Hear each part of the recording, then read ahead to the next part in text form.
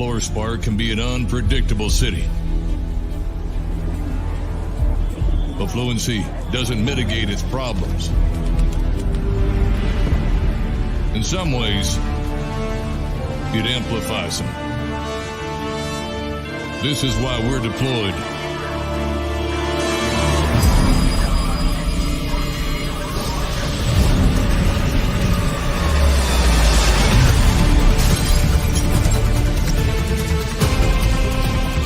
But we've seen better days.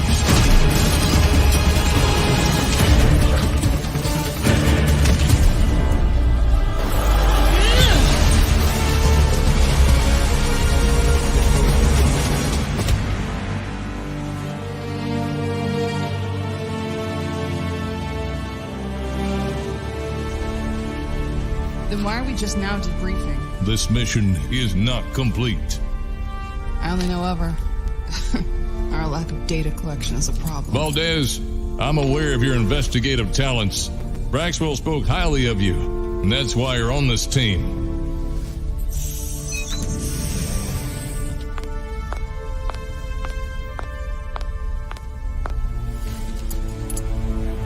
Local law enforcement handles itself very well.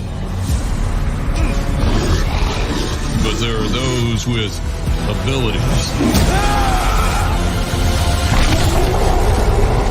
Some believe themselves to be good. Others don't even attempt to act as if they are.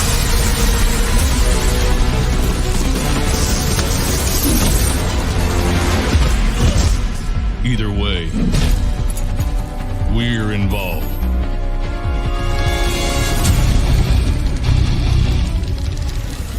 Not everyone will agree with our status.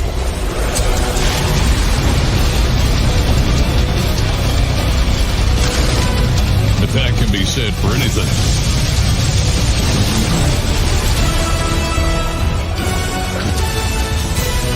May I remind you both, we're Alphacore, and failure is not what we do.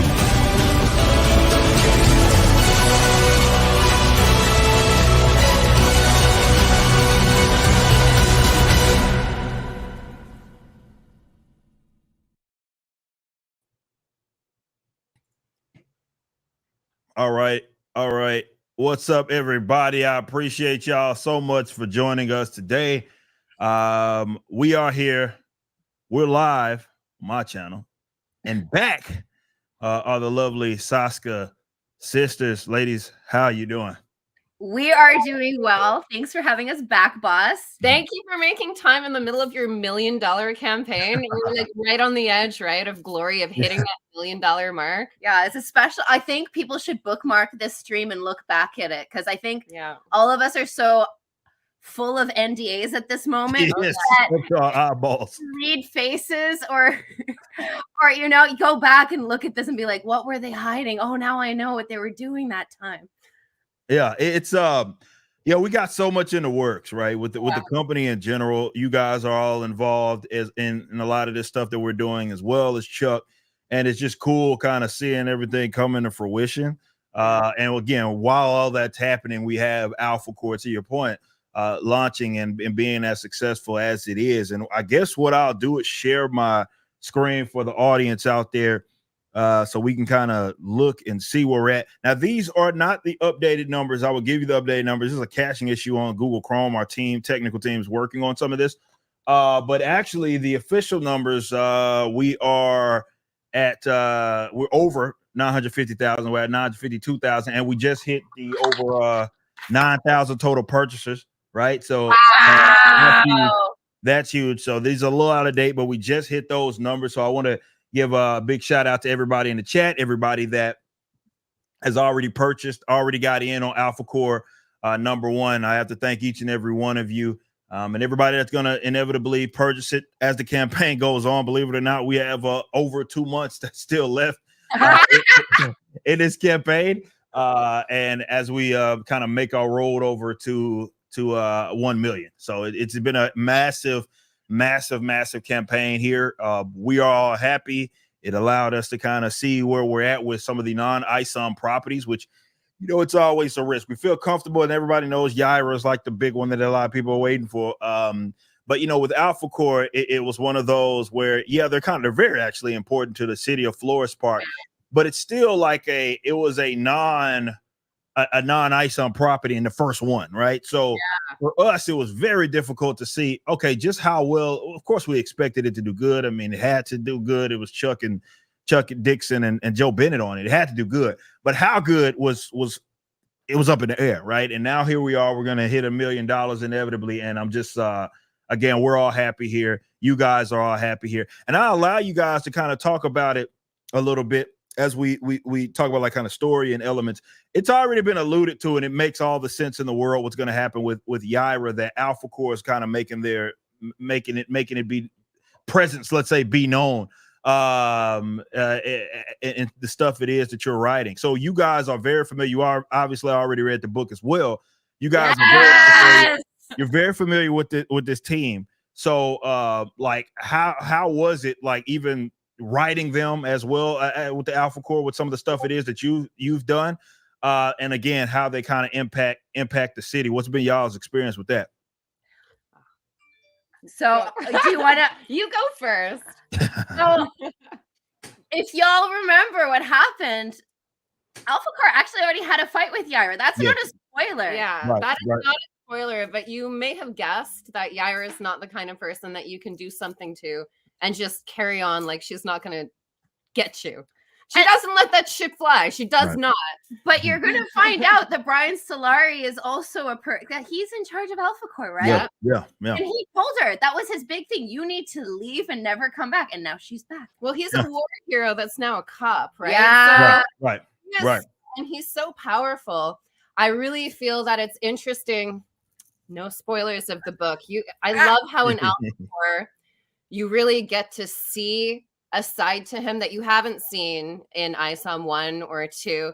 And the side that you see it with him and the whole team really informs how you also see them in the Yaira book, because you see them through her perspective. Oh, you're right. And you definitely get to know them, how Yaira feels about them. Yeah. And then you read Alphacore and you have a lot of empathy for all of these characters. They're, oh my God, no spoilers, they're very well written.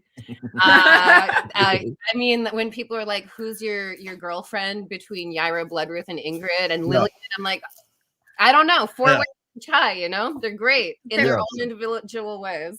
It's so it's interesting because we read Alphacore, and that was such a huge part of being able to write Yaira. And Brian Solari is even cooler than you can imagine. I don't want to offend too hard, but I really love the dynamic between him and Yaira, because these are two characters that already have a beef, just like Derek and Avery. They have a beef, but these guys have like we fought in the Great War. Why are you here? And then like, oh, you have a little team with you. Like, that's not gonna fly. You saw how much they hit her. She's not gonna be happy with that.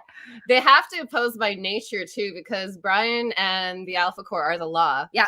And Yaira does what she wants. Yes. She does not follow the laws of Flores, shall we say. No. She does have morals. She does have her, like, to her, she'd think she's very moral and has very good, like, raw laws and regulations. She'd think she's disciplined. Yeah, I think so, too. I think in a different world, I think her and Ingrid would get along really well. Like, if they went to a bar and it wasn't a beef, I think they would be like, fine. But it's such an amazing team because you don't just have, like, 3 cops. No. Or 3 super cops as they are. Ingrid is a completely individual person, and Braxwell is as well. And they all have their skills. And some of them have more skills than others in different directions. You'll find Ingrid's better at stuff than Solari. And you'll find that Braxwell's better at stuff than the other 2. You know, it's really fucking well balanced. Sorry for the F word, kids. No. As often as I drop that shit. I'll give you $1 in the swear jar. That's perfect. That's perfect. But I get so fucking excited because I've read it and Chuck is iconic. Like when you write a movie, they say show it, don't tell it, right? Yeah. So instead of the actor coming in and be like, well, you and me have been this way since mom died 3 years ago and blah, blah, blah, blah. And you're like, that's the most boringest way to tell a story. And then you have Chuck putting these 3 characters into situations, and you're like, oh, I didn't know Ingrid would be like that. Or, oh my gosh, Ryan's a lot deeper than I thought. And then Braxwell, you're like, I had no idea he was going to play it that way. And you just want to know more. And it's just really smartly done. You guys are going to get such juicy character stuff. And those are the characters you know. One of my favorite things about any comic book is like if Peter Parker got in legal trouble, Matt Murdock, my favorite Daredevil, would show up and he'd help him. Yeah. And one of the things that I already love, I mean, Isom did it beautifully, and no matter what Yaira does, I don't think Alphacore is going to be leaving her alone anytime soon. No. Well, unless she becomes a good guy, which probably won't happen issue 1, guys. Yeah, she's most definitely. In her mind, she's a good guy. It all depends on who you root for. Yeah, most definitely. And by the way, I guess something just happened. I look at the chat. Refresh it, chat. Refresh it. We're back. We're fine. What's happening, chat? No, it's just it started chugging there a little bit. Just refresh it. Someone said the hamsters. Nah, this is a YouTube. This is the Guatemalan guys. Yeah. The old guys. They're demoted old guard. Yeah, exactly. Just refresh it. We're good. It was a StreamYard thing, so we're fine. Everybody, that happened for a little bit, but no, seriously, like so to you guys' point, like that's what's been the most fun part of this whole deal is sitting here, and we have this group of characters, and it's going to continue to grow, right? Because we're at the very more infancy, like of this entire universe, and it also was cool seeing you guys' take, right? Because there's characters that we're all using, and they all like obviously have a way that they act, be it their own personalities, how they are, and all of us understand it. You guys understand it, I do, as well as Chuck, and we all ask necessary questions. But what's been so cool to see, and especially with characters like Alpha, because now you think about it, like, wow, and it just dawned on me between Alphacore is like basically in every book, right? That will be released up through Yaira. They're now, granted, they might not be there in the fullest of capacity, because definitely in Isom 2 you kind of get just a little bit of them in the little blimp there, but they're there, and it's been cool seeing your story. It's been awesome seeing obviously Chuck, where the characters act exactly like I envisioned how they would be, right? But again, you guys are putting them in stories that I could never think of, because this is your style.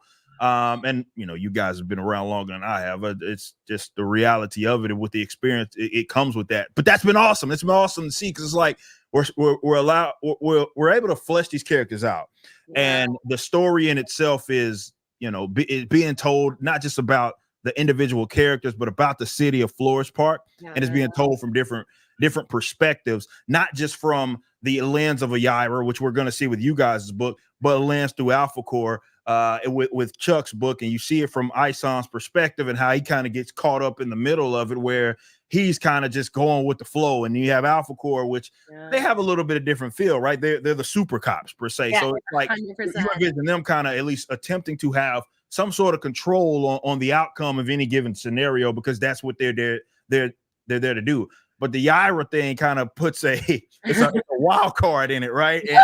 And you see it play out. You see it play out in you guys' book. But how Alphacore will respond, it's just perfect. It's just so good how you have between Chuck's story as well as your story, and including them. It's just so good, and it's crazy for me to see. I'm just saying this as a creative, looking at you guys develop these characters has been godsend, and the audience is you're gonna love it. Trust me, guys, you're gonna love the story of Alphacore, but you're gonna also love the story of Yaira, which is coming out right after that. So now that we have this cast of heroes, I have to ask you. Well, we got Blood Roofs and Gooding. We got Mike Barron, of course. Shout out to Mike Barron, who's doing the Gooding book. Yeah, Mike Barron. Shout out Mike Barron. Can't wait till we get on the promo trail for that. You guys will see him come around as well. He wrote a great story for Gooding that I know you guys are going to enjoy. But now that you guys have kind of seen everything play out, like how I don't know if you guys are like me, because I gotta rein my own damn self in because I got all these fucking ideas, right? It's like, even especially after I read your stories, and I'm like, oh well, this character that you guys introduced, so we can do this and we can do that. Like, how is it? Because now we're all ground level, right? It's not, hey, we're inheriting a bunch of characters that have been around for 50 years, right? We're ground level. So how do you manage that, like as creatives? Because I can imagine, at least for me, it was, and maybe I'm just speaking for myself, I got ideas galore, like going everywhere, and I have to dial it back. I have to, talk to myself and be like, hey, chill out. Let's tell this story first, and then move on to the next. How difficult is it to just go crazy, considering how early on we are in this universe? Man, it's so nice to get to start with a character that everybody is learning about instead of being handed a character and being asked to fix them. Yeah. And I love all the characters I've ever written. And I've always, like, at Marvel especially, like, those were my friends growing up. So when someone's like, hey, do you know what Black Widow needs to do? I'm like, yes, she needs to kill pedophiles. Well ahead of you. I know exactly where she is. I know what she'd do. You don't have to help me. I know what to do. But I think also because Sylvan and I are directors, one of the most important things are the franchise ideas. So like in Yaira 1, there are things that are going to be paid off maybe 10 years later. There are so many little seeds. And one of the most important things for us is also really building those relationships, because Yaira, you're going to find out who she trusts, who she doesn't trust. You're going to find out not enough of, you're going to be pissed off. You're going to want to know so much more about her, but you are going to be given like some golden nuggets about who she is that is going to probably surprise you. It's going to take your breath away a little bit, and you're going to be like, oh, I understand this character now.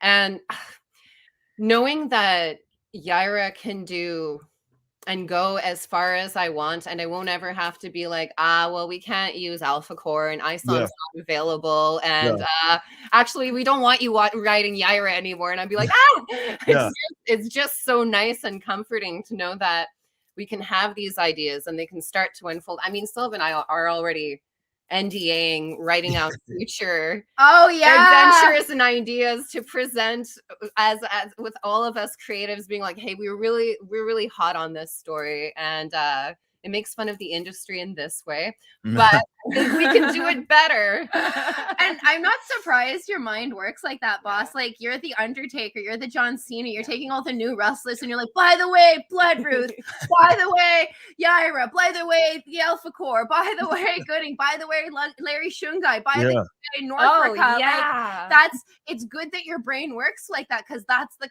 your ISOM is like this main story that you're like the window character into the Rippaverse, and all of them you get like a piece of that, and then the reader is like, okay, I just want to go down Alphacore Lane, or I need a Yaira story right now, and I don't know when you're gonna do like a Blood Ruth or a Norfolka or a Shadran, but like I feel like when those come too, I mean, like, you have such good horror elements already. Maybe what I see because that's what I do for a living. But horror, it's no spoilers, but you guys should have ISOM 2 by now. It's like a horror book. It's so scary and rewarding. And I love Blood Ruth's powers. I love that she controls blood, but then you're like, eventually that girl's gonna pass out. Like, it's so it is so cool. Like, you create such great characters. Even while we were building on Yaira, you told us everything she was about. You told us things that many of you viewers won't know for many, many years. And you had some really cool character things in there that you knew about her. There's so many times Jen and I get hired as the nerds, so we're being hired by people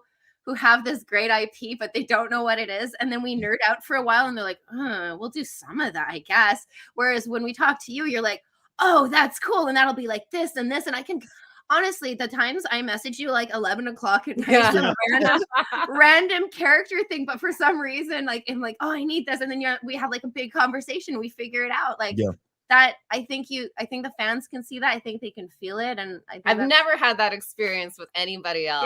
Like, I remember when we were writing Black Widow, she had just died and been replaced as a clone, and we weren't allowed to talk about it. So we had to hide in her whole like self-discovery of I'm still the Black Widow through the book, but we had to hide it so Marvel didn't know that she was acknowledging it, because I was like, but that's The fans want to know how she feels. Right. You know, it's the most important thing. And, you know, you love the fan base. You listen to the fan base. You are the fan base. No, That's the tough thing with when you work sometimes for the other two or even under the other two, that they don't really know the characters to the point that you're like, hey, if you hired, you know, Arcade, it was $1 million to kill someone. That's a great deal if you think about how expensive Murder World is to run. Arcade, you hire James Wan to do an X-Men movie and put it in Murder World. Don't give them ideas. No, no more good ideas. No. Yeah, they don't need it. They don't need that. They don't need that. They've already had a lot of good free ideas. Yeah, exactly. It's really exciting. Like I remember there's something that happens between Brian Solari and Yaira. I don't think this is a spoiler. Yeah.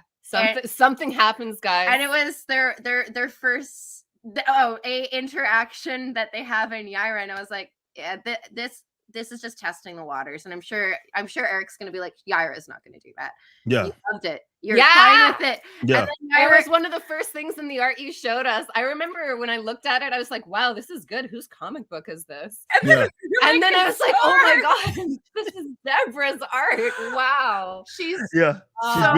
Good. She's shown some of the parts that I won't spoil. I promise I won't spoil anything, Andrew, probably. Andrew, I'm trying. I'm trying so hard. But there's some emotional stuff that happens in Yaira, and you know, sometimes you write something just to be like, oh, I hope the artist can pull this off, because it's a tough thing to put in just a couple of panels. But wow. She's so good. Powerful. No, it's incredible. I didn't expect to cry when I read Alphacore. I did. I can say I cried. Yeah, you can say that. No, I did cry. I cried and I didn't expect it. And I remember reading it and being like, this is so fucking good. This is so Chuck's good. Like it's a police procedural very much. And I think the story is one of it's a powerful one. Like it's not just some I guess I said this in a video that we dropped today when I did this whole top 5 thing, and I said that it's not just action for action's sake, right? It not at all. Like Chuck, there is action, and we let Joe Bennett do his thing and really showcase what it is that he can do. But it's not just action for action's sake. Like it is very much a fucking intense story, man. It is a really intense story, and I think it's gonna throw people in for a loop when they read it, and they're just gonna be so demanding of both. And look, that's what you're trying to accomplish as a writer, like definitely in comics, like with us trying to continue to grow this world, we gotta make them want more. And Chuck does a phenomenal job of this. When you guys read Alphacore, you guys are gonna check that out. And by the way, I have pinned at the top of the chat, guys, the link for you guys that have not got in on it yet. But yeah, it's such a good story. Just overall, it's a crazy story. And again, seeing these characters it's still trippy for me. I don't know if I ever get used to it, but seeing some of these characters be told, like the stories being told through y'all's lens and creative it's just incredible. It's something to see. It's very trippy, and like I said, like I could never Chuck's story, and you guys will read it. I can't conceptualize it. Like I can't do that. I can't. That's a story, very much a story that Eric July would have never thought of. Like same thing I said about Yaira. That story. First of all, Yaira as a character is hand in glove fit for you guys, right? Wow. And it's a story that I couldn't tell. Like it's just period. It's just a story that I would have never been able to think of, and that's the cool part about this whole entire deal and having you guys around, be able to tell these stories from the get-go, is we get to see them be developed. And while that vision is there, because to your point, like there's probably stuff that won't get revealed about Yaira 10, 15 years down the line. And we'll get there, right?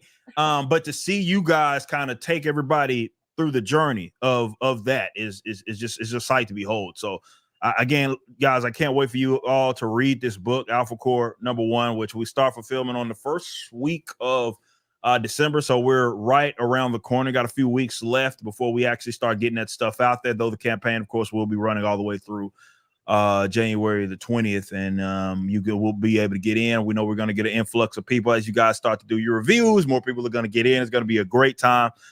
We're going to be able to start talking about it a little more in detail, definitely as we start to prepare for Yaira.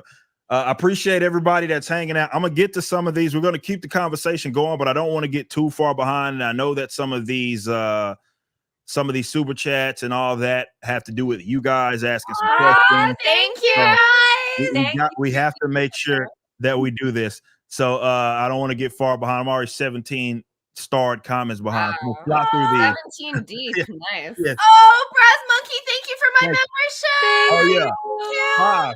Five memberships, and then Orko the Great, who gifted, if people don't remember, yesterday he went fucking nuts. He just gifted another 5, and of course he has the pigeon, the pigeon as his profile picture. Which everybody is When does the pigeon get its own spin-off series? Everybody wants the pigeon or the hamster spin-off. Oh so, yeah. We need the hamster plushie. That would be so cute. That we might have to do that. We actually might have to do that. Joe Music with a 5 says much love to the Riververse and Jen and Sylv. Yaira Winter is coming. Yes, it is. Thank you, Joe. Thank you, Joe. Shout out Joe. Shout out Joe. Our man's ass Hill versus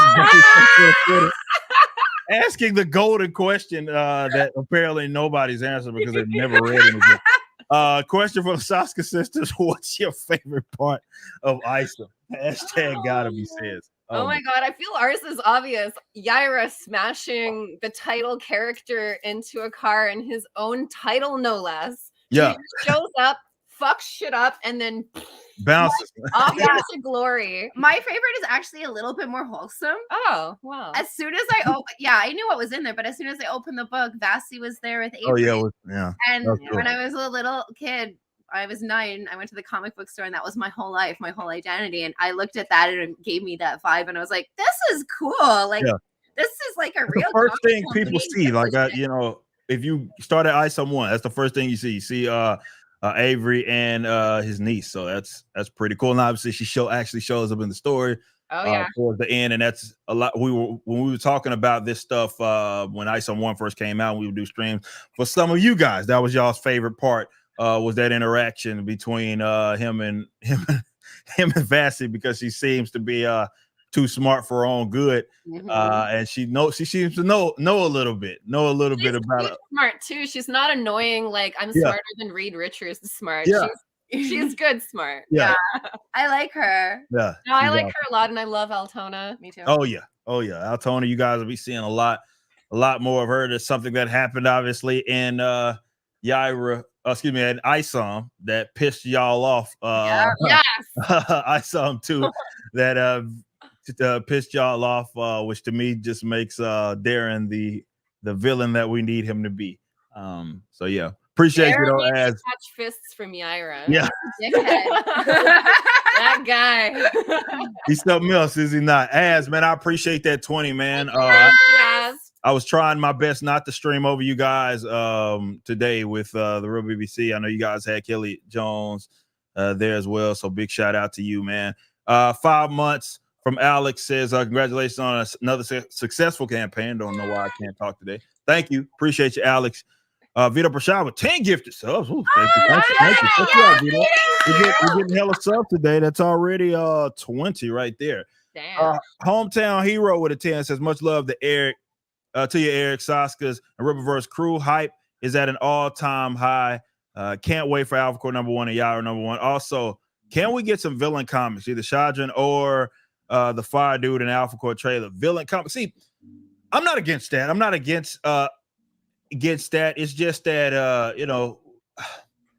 those I need those to be brutal, because what this is what ends up often happening when you go that route. Not saying that we would do it. But we would want to make sure that I like our villains to be villains. Yes, there's going to be those morally gray. Some of those guys exist. Maybe one of those have already been introduced. I've seen you guys mentioning his name. But I want my villains to be villains, right? I need my villains to be like villains. So I don't want to, if we do tell those stories, I mean, we're going to have them doing bad shit. Like, it's just this is how it needs to happen. It won't be one of those sort of they're an anti-hero, and I don't want us to get into that habit. Yeah. But yeah, these guys are like, if it's straight up villain, like who you mentioned, like he's brutal. You saw him. Yeah. You saw him what happened tonight, some too. He's a fucking brutal fucking character. And I'm willing to tell those stories. I just would, our audiences go have to understand, if we go that route, y'all gonna see some fucked up shit. And I'm all for it, building our villains up. So we'll see. But I appreciate that, Hometown Hero, man. It's good to see you. Thank you all so much hanging out with us. We got Raven with a 5. So congrats on Alphacore. Very excited. As well as for Yaira #1 by the lovely SOSKA twins. You're the real heroes for giving us great stories. We appreciate y'all showing a lot of love. And I did mention this, and this is why it's so awesome for you guys to support us the way that you guys are, because this stuff turns into other stuff, right? So we have a lot of ideas between us three. We have a lot of ideas. And when you guys go purchase a shirt or you go purchase a book, you're able to make those ideas start to come to life. Yeah. And so that's why I really do thank you, because we're all having a fucking blast here. So the more you guys support, the more that we're gonna give you content it is that you guys want. So appreciate you. There, Raven. Oh wow, with a 50 from Eric Bailey. Holy shit, Eric! That's a lot of money. That's a lot of fucking money, man. Top super chat of the day so far says, my favorite part of Yaira is when she hovers over the haters goalpost. I like that. Haters goalpost incorporated. I like that. While they cry tears of failure, that she then flies off to join Bloodroot to release their new album titled Real Women Are Exceptional. Okay. Real femininity isn't a gimmick. Hell all. And actually, I want to appreciate that, Eric. That's a lot of money.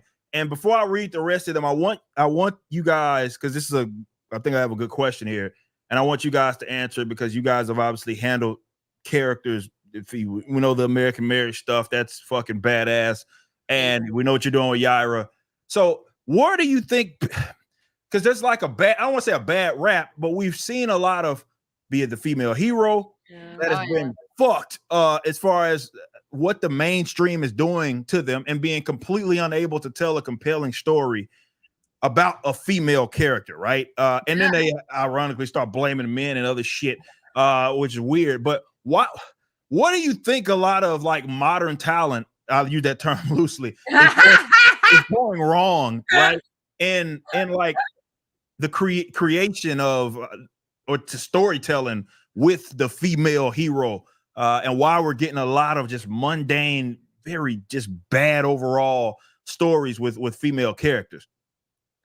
Well, go. You want to go? You go first, because you were born first. Okay. Well, I would say it's kind of like a Cowboy Bebop One Piece situation. Mm-hmm. We have people that there's IP there, and it's perfect, and it's wonderful, and they can use it.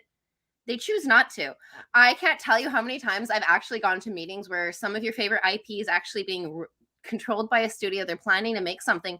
They know the stories the fans want to make, and they choose not to.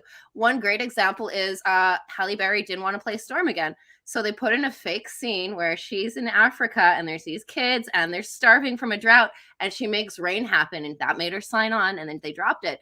They know what you guys want to see. For whatever reason, there's kind of like a lot of an ego battle going behind the scenes, and you'll see great shows getting screwed up by other people because they have to answer to another person, and they don't want this project to be better than this project. And it becomes so insincere that by the time you get a final project, they put all these things together that they thought you would like, but they never bothered opening a comic or actually thinking about what do these people want. Like, fans are very honest. Like, look at what Sam Raimi did with Spider-Man.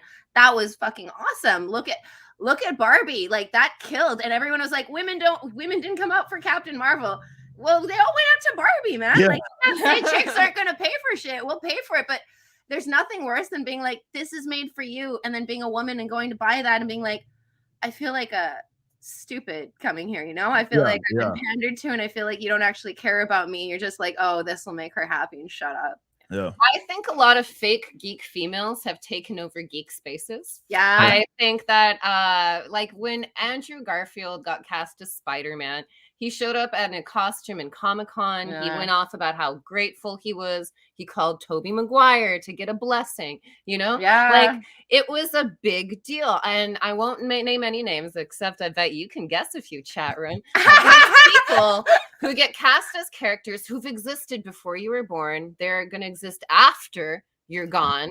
And, you know, like if you're playing the Joker, I've never had a guy play the Joker and be like, you know what, I'm bigger than the Joker. I'm better than the Joker. Just gonna do my own thing. Just gonna do my own thing, you know. And you know, I find it sexist how he has a wife. I think he should be gay. You know, it's just insane, you know, that you see it the other way, and a character will play a character that everybody loves. They'll change significant things about them, and when the fans are like, hey, I kind of related to this character the way they were because they were this way for 40 years, then they're like, oh well, you're toxic. I'm like, I'm not toxic. I'm just not blind. It used to be like Marvel, DC, Star Wars. A lot of these geek IPs were made famous by the fans. Like Star Wars was a little nerd thing. It used to be like if you like Star Wars, you'd be like, "Oh, that's so cool." Yeah. And that's how people acted when I said I liked Deadpool. Like there was a day where Deadpool was unknown. If you can believe it. No one gave a shit. And everyone always said, you like weird Spider-Man. And I'm like, no, basically, yeah, it's like very similar costume design, but a totally different dude. And now it's just kind of blown up. And I think that if you got people who are actually fans, it would be easy to make the material. I'm not going to talk badly about any directors, but when I hear a director gets to do a franchise like I love, and then they're like, oh, I started reading the books. I'm like, what? You started reading the books. You can read the books, but it'll never be the same as if you grew up reading it and you're like, hey, different perspective. Yeah. It changes it because it means more. It isn't just like a, hey, I got paid a lot of money and, you know, this is what I like. So I'm just going to see how I can put it in there. Yeah. No, most definitely. Yeah, it's unfortunate. Like I said, it's because what ends up happening is, you know, you get these weirdos who insist that, well, okay, it seems like purposely put out some dog shit that had a female lead, right? Yeah. And then the fans, including other women for that fucking matter, reject it. And then it's like, well, people somehow have a problem with the female character. And it's almost annoying, right? Because it's like, nobody fucking believes that shit. It's not even one of those things that you can even remotely like verify. Like there's too much evidence to the contrary of that position when you see the characters, especially in comic books, that people have grown to love that have, you know, been female characters. That's never been the issue. But for some reason, as of recently, now it's this problem. So when it does utterly fail, it's almost like they use it like a crutch. It's like, well, this thing that you made that doesn't even appeal to the fake demographic that you're chasing, and they rejected it, right? And demographics altogether, the ones that you kicked out, said, well, you're clearly not making this shit for us, so we're not going to buy into it. And then there's somehow like a people like, I guess, despise female characters. It's just such bullshit. Like it's nonsense, and we've seen too much evidence to the contrary. But I had to get you guys' thoughts, you know, on that, because like you guys have done a lot of characters over the years, and you fucking made it work. And you know, you just recently talked about Black Widow. To me, that's one of my favorite, you know, comic books like that never has ever been fucking released as a limited series, because it was just so fucking good. It was so fucking good, and it was good for the right reasons. It was like it was a character that people understood, they knew, put in a situation that is very believable, and they are responding as you would expect Black Widow to respond in those given scenarios. So you knocked it out across the fucking board, and that's all everybody fans ever asked for. It's just like, do these fucking characters justice. That's it. That's all you have to do. It seems like an easy thing, but you know, modern, especially mainstream stuff, seems to overcomplicate things, and I think that's why they utterly fail in some aspects. So like I said, I just had to get you guys' thoughts no, it's true. And it makes no sense because in the 90s every movie was an action movie with a chick in it. True. Charlie's Angels, oh my god. And that one Charlie's anytime, because we make a lot of female driven thing, and they always ask us, will a man watch this? And I'm like, yes. Nothing here that's gonna make a guy like be like, if anything, if we do a good job, guys will like it very much. Guys love chicks. Ask them. Absolutely. Exactly. Okay, Vito Prashad with a 20 says, my favorite part of Yara is when she got in the mech suit and fought the Queen. So we're already starting with that with Yara. Get away from her, you bitch. Appreciate that, Vito. We got Keely with the 2 months. Says thanks, all of you, and Chuck Dixon for making superheroes great again. Hell Riververse, Hell Comics Gate says Keely. I appreciate that. Thank you so much. And yes, Chuck Dixon he's fucking Chuck Dixon. What more can you say? Cool. He's just so fucking amazing at what it is that he does. And for you guys that have not seen, I can't remember if I've streamed since then, but there's a video that we released, I think it was yesterday, of Chuck Dixon signing some books. If you guys want to go over to the Riververse YouTube page, you can check that out. We got Wyatt with a 5 says, have the SOSKAS sisters read Berserk? And I am excited for their comic. If you and Eric haven't really need to best manga to be written. I know what it is you're trying to say. I will answer that question with this. Hold on. You have it? I've never even heard of it. I've never read Wyatt, it. thank you. I've given up on North American comics, and I'm really into anime. We're deep into One Piece. We're almost so 700. Yeah. Yes. I have. Shout out Yellow Flash in the chat. I see you there as well. Wow. I got all of them. We have them all here. So yes, this is like a go-to anime or manga for, everybody, a manga for everybody. And to me though, y'all already told y'all what my favorite manga is. So, I talked about Soul Eater and everything that has to do with that. But yeah, a lot of people that's their go-to shit. Berserk is their go-to, and a big shout out to you, Wyatt, for acknowledging that. But yeah, they just said they hadn't heard of it, but it's solid. Rita Kira also. I got that. I'm looking at. Matter of fact, let me grab that.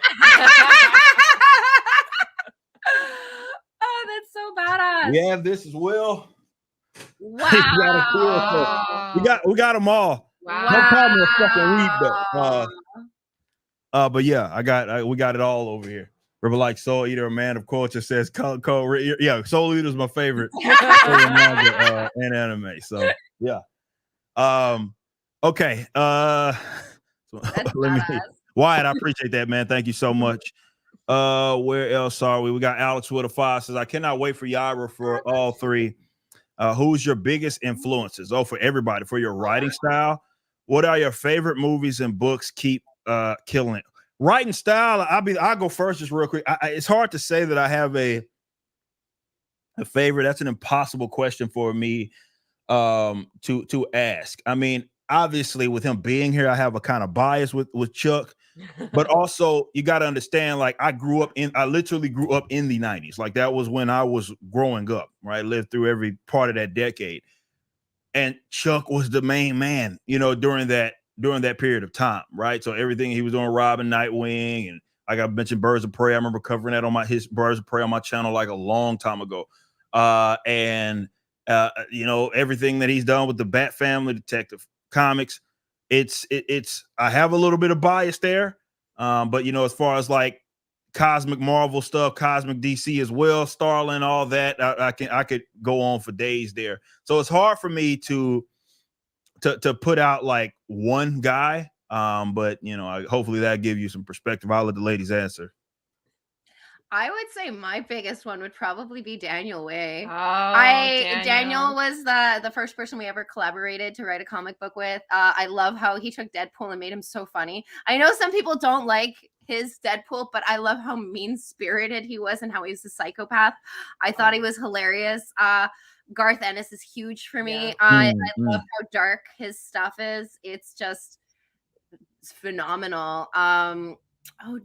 Yeah, and he did do Preacher, didn't he? Yes, he did. I was about to say, and the guy, the guy who did Preacher, the guy who did The Boys. I remember Preacher was the Same guy. first time I saw a comic book that looked grown up, and I remember I do horror movies, and I read through Preacher, and I was like, oh my god. I was like, he's a priest, he can't do that. And ever since that, I found it really influenced my writing. I love The Boys. I'm a huge Spidey fan. Like in the 90s, everything that was Spidey, I owned.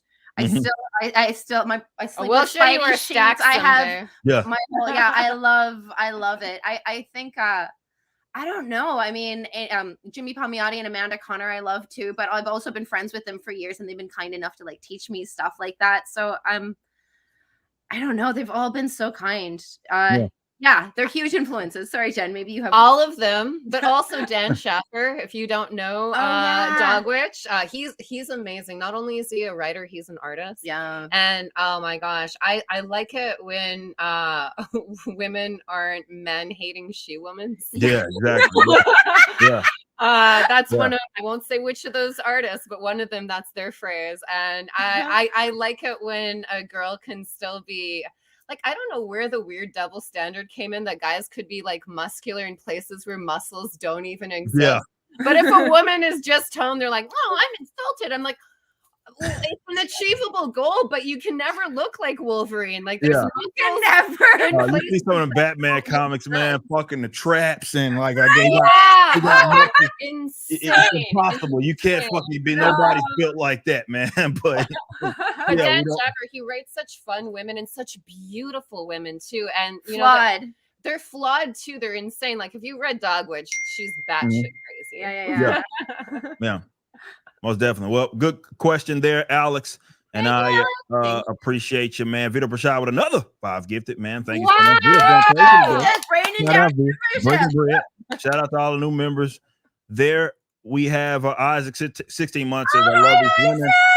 Simp with no regrets, he says. Hell, SOSKAS on Bayou's Black Widow, but Blood Ruth 1, Ingrid 2, Yara 3. Oh, so that's your order right there. So you got Blood Ruth 1, Ingrid 2, Yara 3. Okay, I respect it. I respect the list. Sexy, like she just. I thought like, okay, he brought in Yara, that's great, and Isam's first arc. But then you bring in Blood Ruth and Gooding. I'm excited for Isam 3. Yeah, I don't know. Excited. Is that where the hot redhead's coming in? Because maybe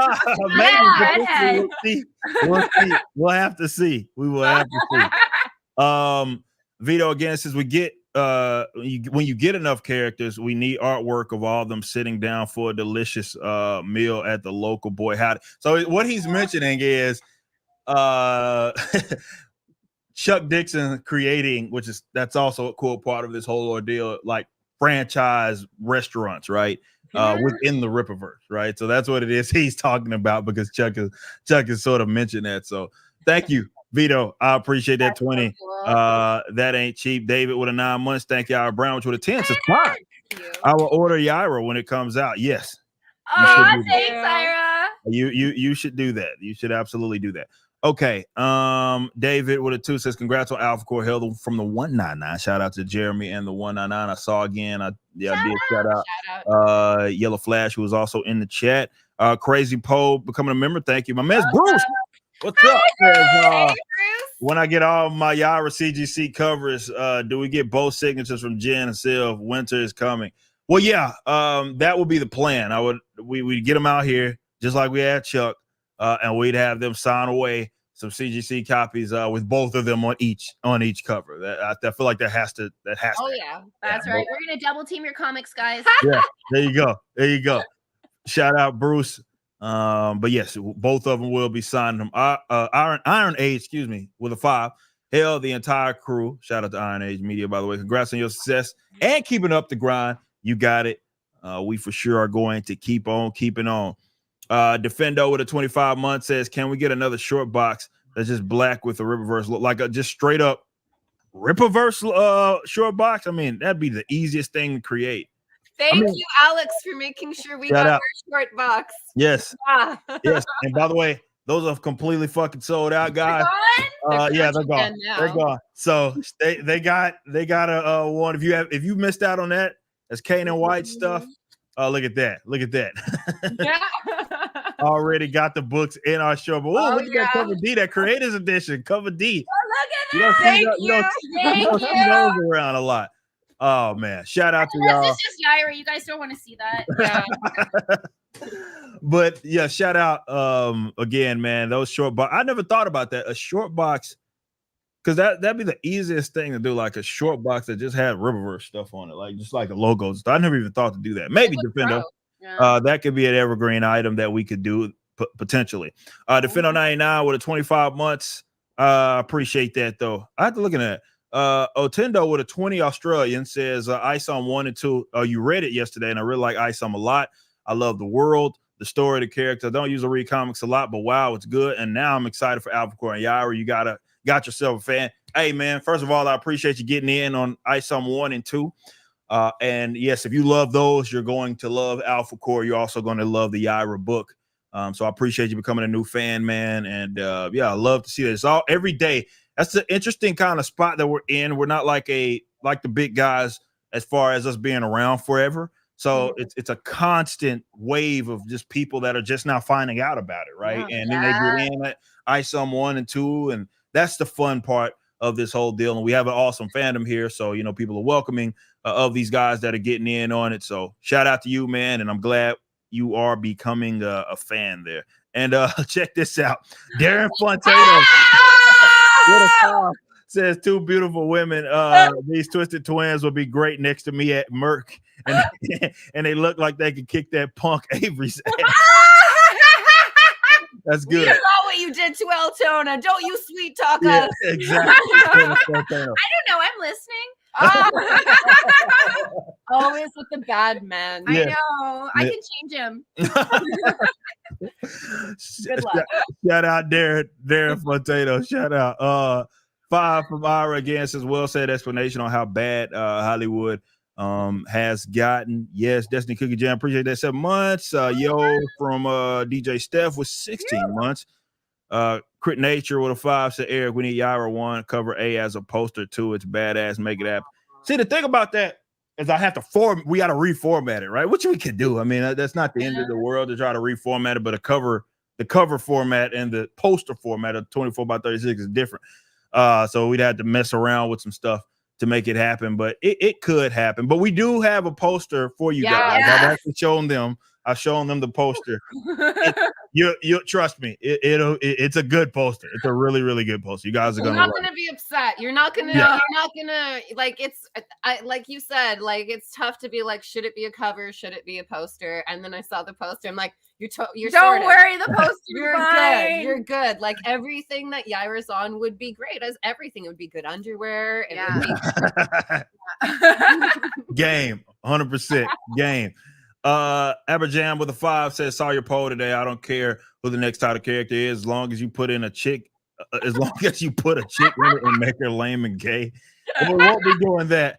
That would bankrupt the company. So you don't have to worry about that. But there's plenty of chicks in the Rippaverse. So but they won't be lame and gay. They'll be cool. We have Captain Hyro with a 5 says my favorite part of Alphacore is Brian Solari says I sell Alphacore and Alphacore accessories. I'll tell you what. Speaking of, that was good. A cool thing about this, and I mentioned this before, but you got to see these guys kind of come to life with the Alphacore animation, right? So you get to hear Brian like actually talk, right? And the cool thing that I love picking up after reading the comments is like, oh well, it's cool to hear somebody like that's Texan, like, and talk like it, without having any sort of like reservations. Like, because what ends up happening is we got all these characters that are from New York. Like, fuck, I feel like New York City should be fucking clean of crime, considering how many characters that they have floating around there. So you have all of these, like, and you start to get like we don't have a lot of Southern like heroes per se. There's not a whole lot of them that are around. And really embodied it. There's a few of them here and there, but like Brian is very much as fucking Texan as it gets, right? So I love that people were picking up on that, and they picked up on obviously the accent of it. And yeah, this is very much a Texas ass city, man. And everybody here does a good job of kind of capturing that as well with Flores Park. But of course, Flores Park isn't the only place in the Rippaverse. So you guys are. We got a lot of stories that can be told elsewhere as well. So don't worry. Okay, Samurai Smack with a 20 says you should have short stories with the pigeon that goes around Flores Park. Watching mini stories flesh out the world. You can call it a bird's eye view of Bird's Watch. So you're saying like mini series where like we're telling a story through the lens of the fucking pigeon. Okay, I can see that. That's like an art house film. I like it. That's actually a good idea. I can see that. That's a good idea. Yeah, that's really not a bad idea. I can see that. I can see something like that. OG Tank, man, shout out 43 months. A long ass fucking time. 43 months. Joe again says, Jen Silva, any indie horror recommendations to learn from as someone who is interested in horror filmmaking? Yes, Joe Music, he's out of the East Coast, and he has some aspirations there. So these are the perfect two people to kind of give you their perspective. So any indie horror recommendations? I feel like most of the good ones are all indie for the most part anyway, but absolutely. Yeah. Well, there's some indie artists that also share their process, and they're brilliant. If you haven't heard of a group called Astron 6, it is a Canadian group of filmmakers, and one of the directors out of it is named Steve Kostansky, and he is a prosthetic artist as well as a director. And these guys used to get together once a year, save all their money, and make an independent film. Yep. And the amount that they've made an independent film for, I can't tell you, but definitely if you're like, no, I can't make an independent film. Yeah, you can. Yeah. You'd be surprised what you can make an independent film on. And Joe, you're lucky. You're on the East Coast. That means you're at the home of Troma Studios and Troma Entertainment. So you can literally hit up Lloyd Kaufman, tell him this Twisted Twin sent you. He's a friend of ours, and he helped Eli Roth, James Gunn, De Niro. They all had the South Park guys. They all worked with him. So if you hit him up, you could probably get to work right away. Actually, if you would just Fight Club yourself, be like, send me. I'll tell you. I always loved Robert Rodriguez's Rebel Without a Crew and his 10-minute film school, because it kind of shows you how he does everything. If you want to see one of the most impressive films ever made, it's called The Battery. It was made for 1,500 Canadian dollars. Oh, shit. And it's good. Great. It's a zombie movie. It's fucking good. I'm only bitter because I made one for 2,500, and I was like, well, this one's better be as good as mine or better. And I was like, yep, beat me. That's always how it is. But it's good to be beaten. It's good to be beaten. I was trying to beat the 7,000 that Robert made El Mariachi for. That's true. And also, figure out what your favorite movie is and watch the director commentary, because they're going to literally tell you everything that went right and everything that went wrong. Yeah, you can watch any one of our movies and I'll happily tell you everything that went wrong. I love it. So there you go. Shout out, Joe. Appreciate you stopping by there. Continuing on 5 months as the SOSKAS are dying. Yes! Everybody's in the age. Trust me, it's a fight. Every single day, it's a fight. It's hard, man. Yeah. Benny Canuck, what's up, our Canadian friend? It's a shout out to my hometown Van City girls. Good pick, Ripper Buddy guy. Yeah, shout out Benny. Thank you, fellow Canuck. Yes. Big love from somewhere in your city. Shout out Benny. Good to see you here, man. As always. Mark with 31 months says, will you be putting iSum 2 back into print? I want a second copy. No, it's already here. If you go to Riververse, I think that's some confusion for a lot of guys. They think when we end the campaign, we just stop selling the bitch. Not true. So if you go to riververse.com and you go to the store, you will see iSum 2. You will see it there, very much there. You can go check that out. We still have A, B, and the mass print cover. All of those are still available for iSum 2. So it's in stock. Same with iSum 1. It's just only one cover for iSum 1. But we will never stop. That's kind of our thing here. Like, we always have like a mass print version of it, at least, though there will maybe be other covers that'll be available.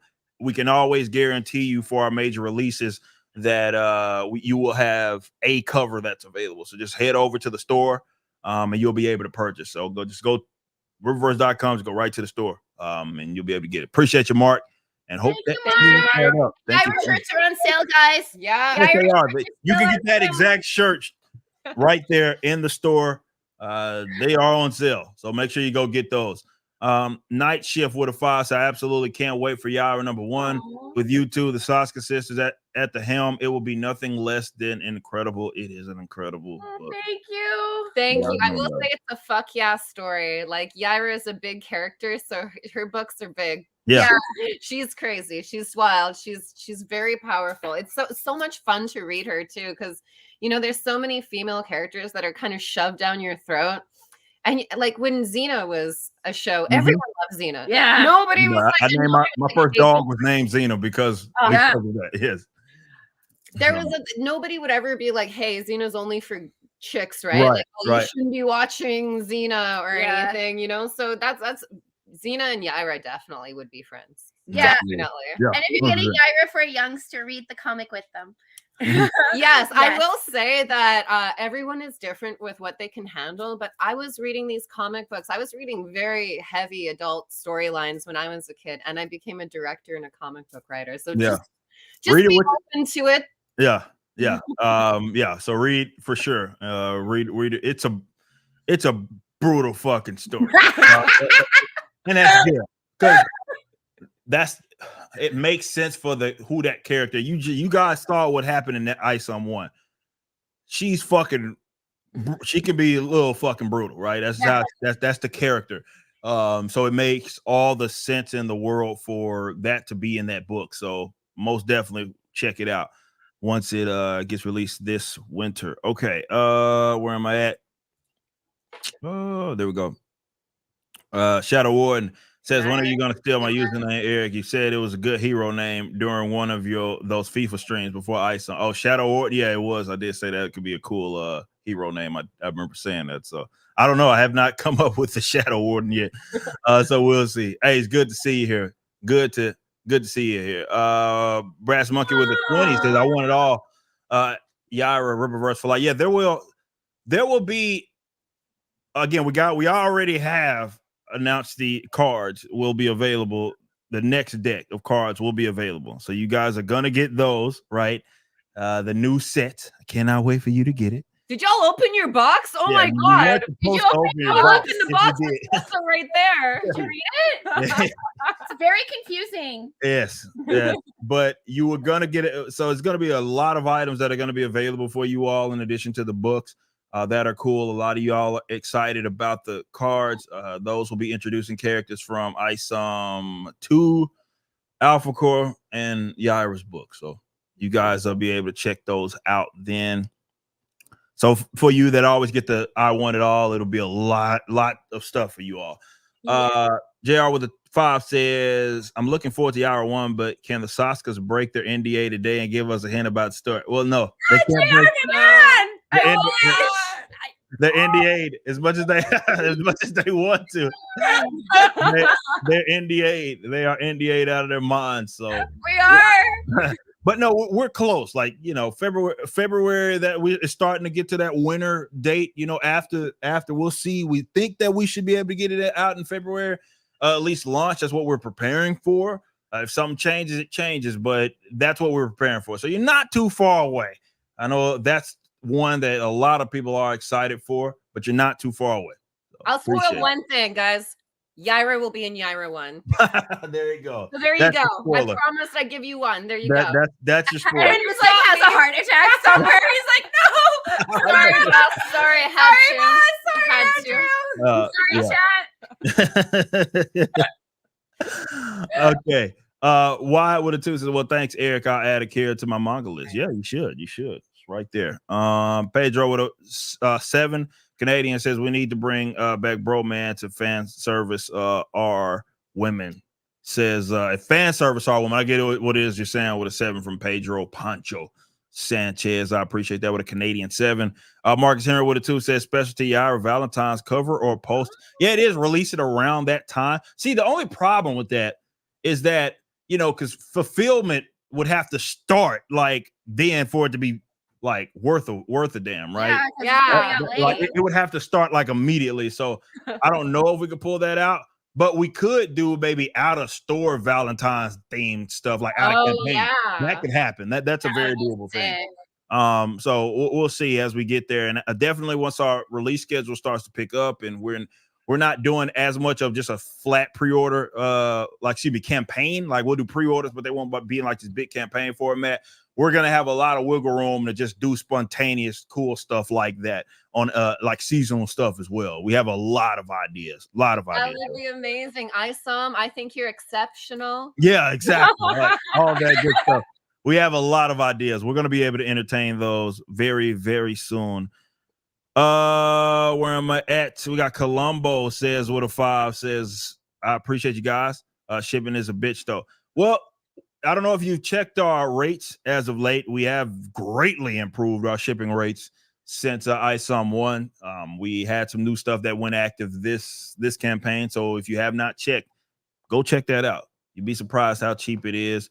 But yeah, we'll get to where at some point maybe we're in every continent, but we got some ways to grow before we get there.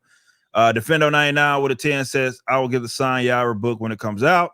If I call off work if I have to. Yaira's gonna blast the Guatemalan hamsters into a deep freeze. Y'all saw how tough they were. Yeah, it'll be a good. It'll be they're don't get me wrong. They'll forever be training, but they got the victory. They got the victory here. But we're going in the next campaign prepared. Make no mistake. They gotta keep juicing. They gotta keep juicing. Yeah, they will be on this cycle for sure. 100%. Defendo 99. I appreciate that. 10. Phoenix with a 10 says, I think I like Flores Park. I think of Flores Park is Dallas or Houston in the spot where Corpus Christi is supposed to be. So that's what it is that you envision. We'll get to where as we develop, maybe you'll start to see maps and stuff. I'm not going to NDA myself. But you'll start to see some stuff to kind of get a feel of what a location of it is. But I can 100% see that. At least that Flores Park is a pretty affluent city. So I can see that. I can see that for sure. Our man's Marcos with a 5. The lovely Foster sisters' enthusiasm is catchy. By the way, we need a shirt of the sisters facing the Guatemalan hamsters guarding us. I got you. Maybe that's something that we make happen. Marcos, by the way, for you guys that don't know him, he's our concept artist here. He does a great job he works with all the writers that have been here. He's worked with Chuck, he's worked with Mike, he's worked with SOSKAS. Does a great job. Huge asset for this company. So shout out Marcos. Okay. Marcos. We love you, Marcos. He is good. Samuel with a 20 says, I can't wait to see villains who are actually villainous again. An occasional anti-hero is fine, but when every villain has some Sally sob story and the writers try to subvert everyone, it's tiresome. Much love to you all. Yeah, again, I could understand where that trope can get a little old. It did become very overused, and I think that is like when you see Darren Fontano, just using him as an example, I loved after Ice Up to the amount of people that were telling us via email and tweets like, I fucking hate this fucking guy. Because that's the feeling that you're supposed to get, with a villain like that. He is very much a guy that you love to hate. Which to us makes him a good villain. So I can totally see that. I can totally see where that it makes sense. You get an anti-hero every now and then. There's nothing wrong, but when like every villain has that is the gray area, I can see where that can get old. So right there with you, Sam. Alex with a 5. Any news on the SOSKAS zombie movie? I love George A. Romero. I even love watching Land Diary and Survival. So respect, Alex. You're right. They're all great. Yeah, everything George A. Romero has ever done is wonderful and perfect. And if you don't know it's perfect, just wait later, revisit the film. You'll realize it's perfect. Yeah. Our Festival of the Living Dead has been moved to 2024. They're waiting until after the actors strike to make an official announcement for the date. So it should be any time now, but I wouldn't be surprised if it comes out the same time as Yaira. I actually, and I think I think like, hey guys, are you gonna promote this movie? I'm like, oh no, I got my girl right now. Sorry. What are you doing? I'd be like, guys, I'm busy. Like February was a thing for me for a while now. Since summer, we haven't shut up about Yaira. So it's like, what are you doing this winter? I'm like, listen, no, don't eat with me. But we were really lucky that we got to connect with Suzanne Romero and the Romero Foundation. So it's so ballsy to remake something or do a sequel to something that's a masterpiece like Living Dead. So this was an homage and they all really liked it. And I hope you guys like it too. And if you hate it, tell me. I don't give a shit. I'm a horror director. It's a love letter to George more than anything. If you saw our Rabbit, it was a love letter to Mr. Cronenberg. And, George isn't here anymore to tell us what he wants. So we just fought to give him a testament to how much we love him and love everything that he's done. I think the fans are really going to love it. Yeah, we went crazy with the gore and the violence and maybe fire. And a lot of night shoots, guys. A lot of night shoots. Yeah, and I think you guys are going to love our cast. As a matter of fact, you're probably going to see us working with them a lot. NDA. NDA. Well, shout out Alex, man. We appreciate that. Thank you, Alex. 5. We have Igor here. My man's Igor. It draws us all. It does all of our portraits. Says, I can't wait to see the SOSKAS and Karita cooked. What they cooked for the book. Says also, chat, go buy some Yaira shirts. Yes, and Igor was the one that designed those Yaira shirts. So shout out. You can go get those right now Beautiful. at the Riververse store. Go check that out. They don't come with the SOSKAS, but you can at least get maybe a as shirt. a campaign perk. Maybe we can auction some off that we've signed or something. Yeah, Warren, yeah, some worn ones. You guys support it There you go. or not. It's up to y'all. There you go. There you go. But shout out Igor. He is the designer of that shirt. And he does a lot of stuff for us. So the long, beautiful, flowing hair. Yeah, most definitely. Okay. Light skin and cap. Appreciate that. 34 months. We got Cripple Libertarian with a 2. Says ACAB includes Alphacore. Yes. He knows what's up. Yeah, he knows what's up. Cripple Libertarian says, I got you. Hey, well, let me say this. I'm not gonna NDA myself. Just there's some things to Alphacore. I'll say that much. There's some things to, particularly the individual members. Just wait to read the book. Just wait to read the book. Cripple Libertarian, I appreciate you being here. Raleigh says Miyahara was catering a convention in Texas when he saw a hero in orange fight a monster. Inspired, he cuts down evil with his steak knife. Get ready for miso. Coming from the Rippaverse. He says, I guess that would be Isom from Earth 640 or whatever. We may pull that off. Straw Hat Guy with a 2 month. Straw Hat the Pirates. Shout out. Says, excited for 2024 with Rippaverse. Lady, super excited for Yaira, as you should be. Be, man. Shout out. In 2024, you're gonna see our Nami and Nico Robin cosplays. Yeah, also. we're obsessed. Yeah. Shout out. Vito Prashad says with a 2 is Billy Bob, Meth Head Gary. No, that is not. Meth Head Gary is a different character. You'll find out about who Meth Head Gary, which is the name everybody's been running with. Really, Gary made him. He kind of claimed that himself. I saw that.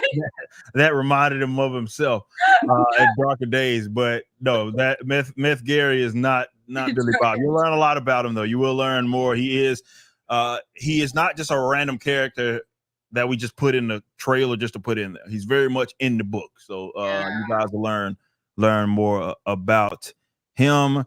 Lee with a 5 says, good afternoon. Has Eric seen your film On the Edge yet? Will he still be talking to you too after he does? Look, I have not seen On the Edge yet. But like I already know the SOSKAS they do brutal shit. That's why I fucking brought them on. Right? That's why they're here. So ain't nothing wrong with that. Lee Kindler with a 5. I appreciate you. Thank you. Eating ass, what a name with a 3 month says. My favorite part of Yaira was when she met Peeping Tom and said, "Hey kid," before tossing him a Yaira jersey. Heartwork. I like that part too. Yeah. I'm surprised that you dropped it, but it was a good moment. Yeah, it was a nice one. Fantastic, absolutely fantastic moment. Jetto Jago with a 3 month says, I always recommend Ninja Scroll as an adult themed anime to folks who are new to the genre. Ninja Scroll, he says. Okay, I might check that out. We have Rolling with a 5 says, how do SOSKAS sisters pick what projects to work on? Do they do amateur creators, especially fantasy? Well, that I'm not going to answer that question for them. Like, I guess what's y'all process as far as what projects you all pick up from, I guess, whatever it is that you're doing out there in the world? Well, we're such huge fangirls. If it's something that gets us excited, we want to do it. It's funny. We never really wanted to get into horror. We just murder people in our movies, and that turns a movie into a horror movie, even if it's a comedy. So now that we've been working for multiple studios and stuff, and we're kind of branching out with like sci-fi and comedy and things like that, it's interesting to like diversify. But I feel like we always kind of have that same kind of like Sam Raimi kind of wacky nerdiness to everything that we do. I mean, it would be a really sad day to make a movie where no one gets murdered. Not that I'm never going to do it, but I just feel I'd be so bored. Like even when I do the talking bits, I'm like, you guys, talk, you know. Yeah. Like an actor. I love sci-fi and fantasy. We have a sci-fi movie that we're developing, but like there's some fantasy properties like Chrono Trigger and Phantasy Star 4, yes 4, not any of the other ones, that I really passionately grew up playing, and I think they'd make amazing fantasy films. Like every director, there's the films that you have that you're trying to get made, and then there's, you say yes to basically everything else because 90% of those projects will never happen. So you got to say yes because you never know which ones are going to happen. Yeah, and we're lucky that we're kind of niche directors. That sucks when you're an auteur and you're trying to get hired for like CW because they see American Mary on our resume and they're like, ooh, we can hire you girls. And we're like, why? And they're like, what if they look at the body modification movie? And I'm like, chicks love them. And they're like, but we don't want them to watch them. We don't want them to see Arrow and then watch American Mary. Do you get that? I'm like, okay. Got it. Yeah. Okay. There you go, Roland. Hope that answers your question, man. We appreciate that. 5. Head Case Laboratory with a 5. Hey, Eric, if I'm a member, will my separate orders arrive in Christmas, before Christmas? Also, you rock, SOSKAS sister and Hail Alphacore. Shout out. Yes, your separate orders we're still guaranteeing those as a member. Even if you made multiple orders, we're still guaranteeing those for our members as long as you order by the date. I can't remember the exact date. Go look at the post. That's an Alex question. But yeah, it's after now. So yeah, if you got it, we are guaranteeing those by Christmas for all of our members. So that's amazing. That's insane. Hell yeah. Joe Music with a 33 months says thanks so much for the advice. Guys, you're awesome. He was the one that obviously asked about kill it, Joe. I want to see your movie. And hit us up on time. We're online. We're there. Yeah, exactly. Yeah. I'll even do the intro for you, dude. There you go. There you go. CJ with a 5 said, "Hail, Ripper, and hail the lovely SOSKAS." Thank you all for your positivity and interactions. Yes, that's what it's about. CJ, we got Samurai Smack with a 5 says, "Thank you guys for the compliment." One of the short stories the pigeon can see is a doctor performing on an except and how different it is to work on. NDA. Absolutely. NDA. No, shut it down. Good comment. Maybe you'll see that in the future. Can't talk. Potentially. You're a really smart, creative person. Yeah. The surveillance in this apartment is really good. Yeah, there must be a camera somewhere. Potentially. No comment. Sorry. Potentially. Our man's ass said February. Yaira February release confirmed. NBA broken. Yeah, I did kind of say that. I kind of did just say that, but I did kind of allude to that before, like right, because we were talking about like right after Alphacore, we're running right into this. I'm trying to get these things printed at some point. We're doing our editing thing right now, and we like to go into December getting those printed. So yeah, I think we're going to be good with a February release. I think we'll be fine there. Yeah. But Nice. if some changes, but not say. January is when it ends. I'm like, how quick can I get that Yaira? How quick? Yeah. And you said not in time, too late for February. So it's like now we can just like now wheels we know. turning. Yeah. Yep. There you go. So shout out Az, man, and I thank you. We love to see you here, man. We really do, man. Big shout out to you. Man, yeah, Az has been killing it on the streaming as of late, man. So you guys don't follow him. We know we have our show, Ripping the Silverback. We also he's doing Friday Night Tights, which everybody knows him from, but he's also killing it with just daily streams. He's the one that I'm watching every day when he's gaming. I just have him up and I'm working. I always have Az up doing it as he's doing his thing. So Az is such a joy, and we're going to be on the Real BBC next week talking about Black Widow. So if you want to know about Black Widow killing pedophiles, this is the stream for you. There you go. So there you go. We got Jeremy Smith with a 20 says, "Congrats on the campaign. I can't wait for Yaira. So when are we getting Tweaker Gary plushie?" Like now, that makes me want to like go and retcon him to be Gary. Now, so it's like, but I didn't know. We'll see how you guys like the character when you find out about him. When you find out about him in Alphacore. So I appreciate that 20. With that being said, because I think it was the last one that I got so far. Actually, no, Dark Side Droids with a 10 says, "Eric, will you call the only if we get mailed to Eric, right? Right. We didn't get mailed to him. Yeah, they didn't get mailed. Yeah, that's true. They didn't get mailed to me, so that didn't quite work like that. And again, I don't quite know the lore of how they handle them in Marvel Cinematic Universe, but to me, it looks like she can do fucking everything. But SOSKAS can do everything too, so I guess it kind of works out that way. Oh wow! So, I guess in a way, but they didn't kind of get mailed to me, so it kind of differentiates that. Dark Side Droids, I appreciate that. So with that being said, I'm gonna ask the question first, and I want you guys to answer it because you guys have read the book. So as far as Alphacore 1, so I guess we should go through like kind of what you think the audience is going to take away from it. I'm going to be repeating myself because I've talked about this many times. And look, to me, the thing I love so much about this book that Chuck wrote is you learn a lot about the environment of just the city of Flores Park and how is it handled, because it's a different kind of city, if it makes sense, because Alphacore is not just a bunch of fucking mass vigilantes, right? That's not what it is. They work directly with the local law enforcement, which has a dynamic in itself. So you have the dynamic between 3 individual members of the Alphacore, of Alphacore as a team, and then you have the police force and how that works out, but also in how it impacts the city itself of Flores Park, who you guys know. Isom is right outside of it, right? You see him go back there. You got guys like Darren Fontano there. You got Projexis is there, right? You got Lincoln Eusebio.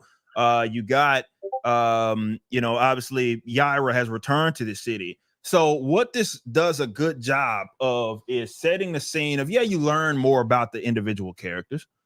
But I think your biggest takeaway to me is going to be just the city itself of Flores Park and what a city really looks like when it has authorized fucking super cops, especially that, and how that looks, how accepts operate, be it good or bad, in a city where you have these types of cops kind of roaming. I don't want to say roaming the streets because they're kind of floating above, but you get what it is that I'm saying. So the city of Flores Park is going to be so vital for this universe, and you're going to learn a lot about it. And that was my biggest takeaway is, you learn so much about the characters, man, but the city of Flores Park, you're going to learn a lot about as well. So you guys, ladies, you read the story in its entirety. What would you say? You can answer it twice, right? You can add what's your biggest takeaway and also what you think the perspective will be for the audience as they get it. Aside from, it's fucking Chuck Dixon and it's Joe Bennett's amazing art. I think the biggest takeaway is I don't think anybody thought Alphacore was as interesting as this. And I don't mean that, I honest to God, don't mean that in an unoffensive. Like, when you first said there were super cops and stuff, I was like, okay. Yeah. So that's going to be interesting. But the way that Chuck sets up Solari, Ingrid, and Braxwell in the situation that they're in, and how they got there and how that's being facilitated with the non-accept law enforcement, what that relationship looks like. It plants so many seeds of where these characters are going to go. And also it lets you know where they came from, which makes you a little bit more aware of what decisions they might make in the future, which isn't necessarily what you think a super cop would do. Right. They have their own unique motivations because there's still people within these jobs. I think people are going to be blown away by the design work. I was surprised when Chuck writes something. He's talking to his artist in the panels and he's explaining how stuff is going to be designed. And he's like, this is how this is going to be because we're establishing this, and that. And you're like, oh man, it's not just like, it's not just like a person in a relationship. It's a whole infrastructure. And he understands the police procedural world, and he has so many moving parts going together. And then when it blends together and you see the payoffs, you're like, oh shit, he was setting this up the whole story. I get it. Yeah. For me, one thing I was amazed by is when you have a team and you're establishing a new team, it was amazing to see them work together, but also have moments for being out on their own. Yeah. And in those moments, not only did you see their strength, but you saw challenges, you saw weaknesses. Like, it's not like they can do absolutely anything. I always thought Superman would be a difficult character to write because unless you got some kryptonite, you have to you fucking everything. it has to be the apocalypse every episode, right? Yeah. It's just insane. And even within their personalities and their beliefs and how they work and what their own individual histories are, no spoilers, they're all such individual characters. And the way that you rub against them, Yaira and Brian Solari are obvious and Alphacore are adversarial. And I had so much empathy for these characters, especially Brian. I don't want to say that he's got it tough, but I saw a side to Brian that I didn't expect to see. And I was Humanity, yeah. it just made me love him more. I mean, I love all the characters, but you know, when you're like the leader of the team, I never gave a shit about Cyclops. Not until James Marsden played him, and I was like, oh, he's kind of cute. Maybe I was hard on him.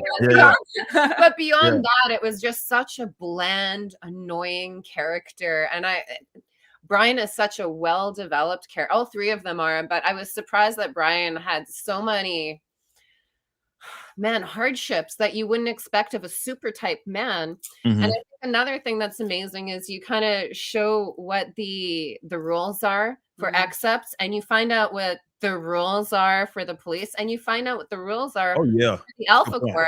When I found out that they had got, because they're police officers, they have to work within the police rules, and that in itself was absolutely amazing.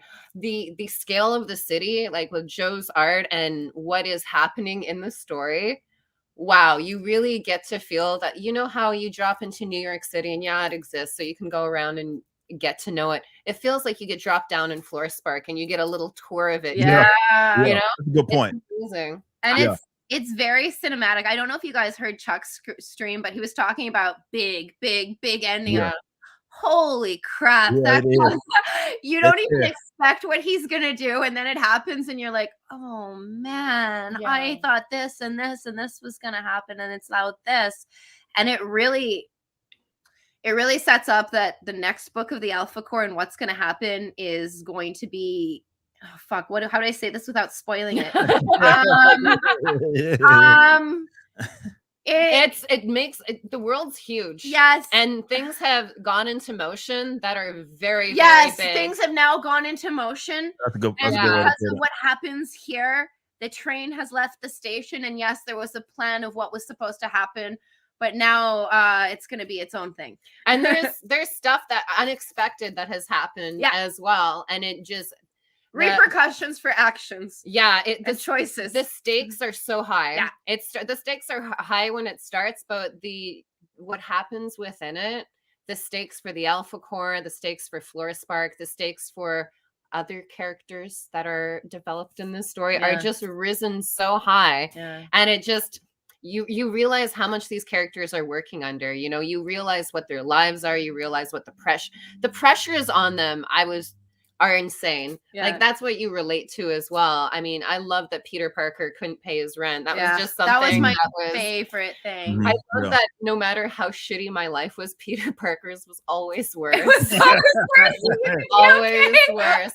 And I love to see that, you know, they have their heroic wins, but also they have things where they're kind of like losses. And I'm like, fuck, that's a real character. Even the hero doesn't win everything all the time, even the little battles sometimes. Some things are, the gut punch that Chuck sets up is great. Like I read it on a paper and I started bawling. He's a master of the craft. That's just Also, he weaves a story that you don't know where it's going, because there's so many times that I gasped reading it so many times. But you laugh too.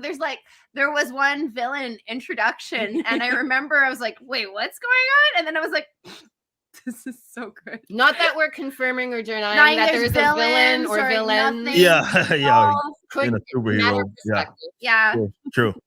No, and I'm right there with you. You bring up some great points about, again, his setup, and you know, it's obviously I pick up a lot of that because I try to, like, it's not because Chuck did it, but it's also like kind of what I've done in ISOM 1 and 2, where, you know, he does it way better than I fucking could ever do, just considering the experience. But what I love about the story is that there's like stories within the story, right? There's like, you have these characters and introductions and stuff, but you know, you have this going on, and then there's that going on, and there's that going on, and you know, even all the 3 individual members of Alphacore, they have their thing going on before everything kind of pays off. But there's like many stories being told within the larger story, and yeah, it's a big book. You know, it's 90 plus pages, and he's able to do that.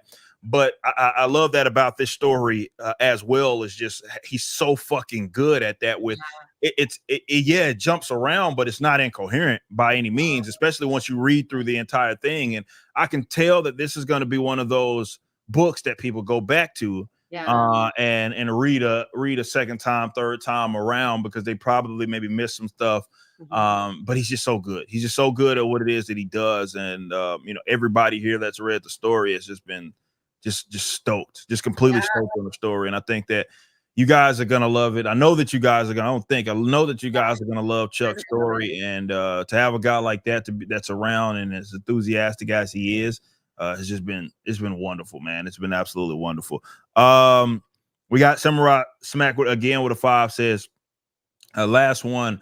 The Pigeon sees a story focusing on a young MMA type fighter that fights in an except combat sport. Interesting. I could see that. Speaking of, you know, I've been seeing as of late.